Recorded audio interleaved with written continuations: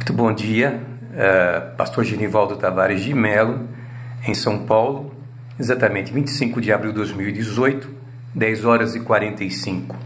O vídeo é o de número 98, pena de morte e eutanásia. Esse vídeo, vou apenas fazer um breve comentário acerca da lição que será ministrada no próximo domingo, dia 29 de abril, em todas as Assembleias de Deus que fazem uso da revista da Escola Dominical da Casa Publicadora, da CPAD. Esses são temas nesse trimestre muitíssimo importantes. Como nós estudamos na semana passada, também outro tema muito importante, que foi sobre ética cristã e aborto. Depois desse suicídio, doação de órgãos, sexualidade, planejamento familiar, vida financeira, que caberá a mim ministrar na igreja de Pirituba, que é a lição de número 9, número 10, depois vícios e jogos, cristã e política, ética cristã e política, e ética cristã em redes sociais. Então vocês vejam que o tema é moderníssimo para hoje. Tanto é que nosso pastor, que é o pastor lá da igreja do setor 62 do Belenzinho, ele resolveu sabiamente fazer uma classe única com os adultos. A igreja enche a sua nave e todos recebem de uma única pessoa um ensinamento onde todos nós que somos pastores, que estamos ali, estamos ouvindo e também julgando o ensinamento. Nada de classes isoladas. Com todo o respeito que eu tenho a cada professor de escola dominical, algumas vezes eu também apelei para essa metodologia exatamente por conta da uniformidade do ensino dado à igreja, principalmente um tema como este. Então veja, pena de morte e eutanásia. Eu não vou fazer, obviamente, me deter em qualquer comentário acerca de ser contra ou a favor, porque não é nem o caso de se falar em pena de morte e eutanásia e dizer secamente ou laconicamente sou a favor da pena de morte ou sou contra a pena de morte. Eu acredito que, e até mesmo em termos de Brasil, com uma população carcerária que nós temos, eu não verifiquei o número aqui agora, eu tenho consciência disso, mas não registrei aqui na memória de curto prazo. Então, obviamente, todos nós sabemos o que isso representa de custo para o Brasil, população carcerária. Essa é uma questão. A outra questão é o que levam essas pessoas ao encarceramento, onde temos do tráfico de drogas, do homicídio, do latrocínio, casos gravíssimos, estupros, que mais?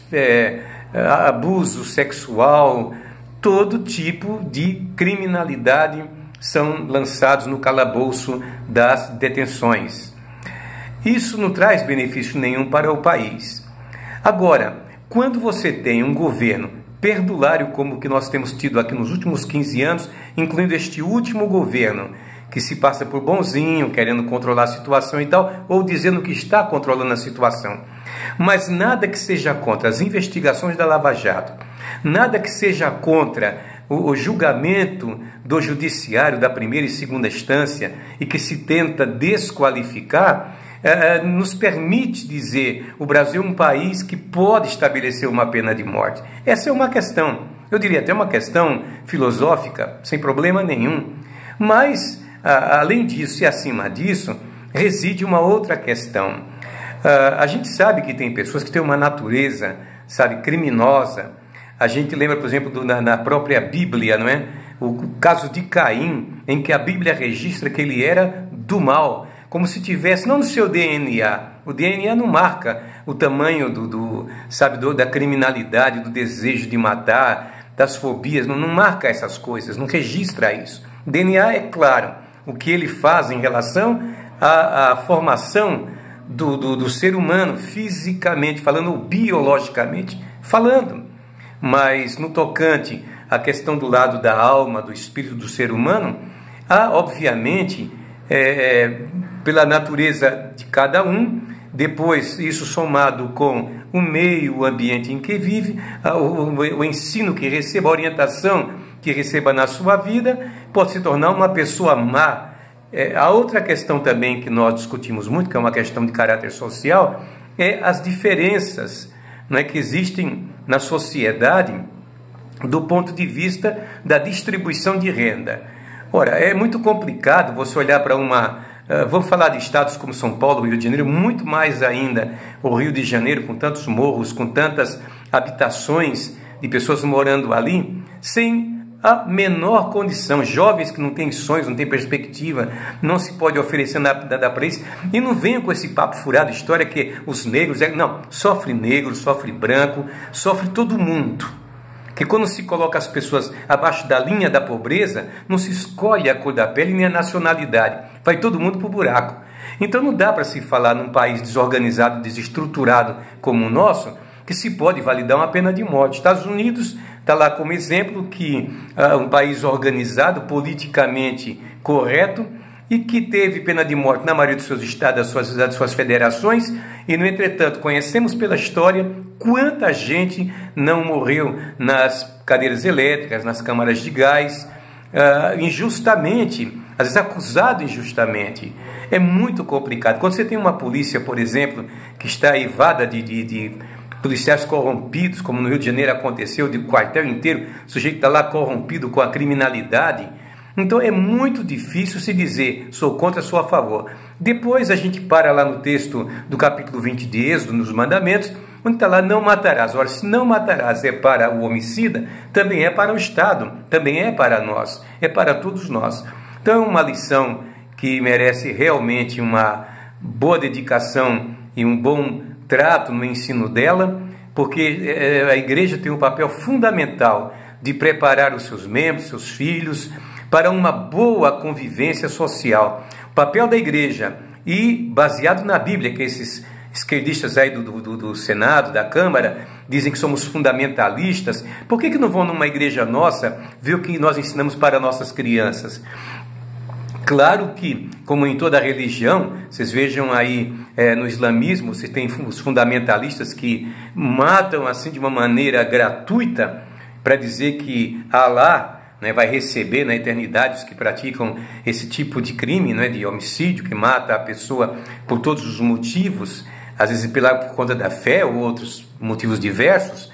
Mas a Bíblia não nos ensina isso. A Bíblia nos ensina a sermos amorosos, solidários, a buscar. Aí você fala, mas eu conheço tanto crente que é assim. Eu devo dizer para você que eu que vivo em igreja há 56 anos, efetivamente, com mais de 30 de pastorado, hoje não pastoreio mais, apenas cuido da minha atividade contábil, sou contador, mas deixa-me dizer, a igreja hoje sofre um problema de ter no seu contingente uma categoria de pessoas que lá no Antigo Testamento saiu do Egito acompanhando o povo de Israel e foram chamados de vulgo, aquele povo que fez o povo chorar, o povo de Israel chorar, que murmuraram e causaram tanto problema. A igreja também sofre a mesma coisa. Hoje temos igrejas multidimensionadas, então, obviamente, não se controla a vida de pessoas como se controlava antigamente.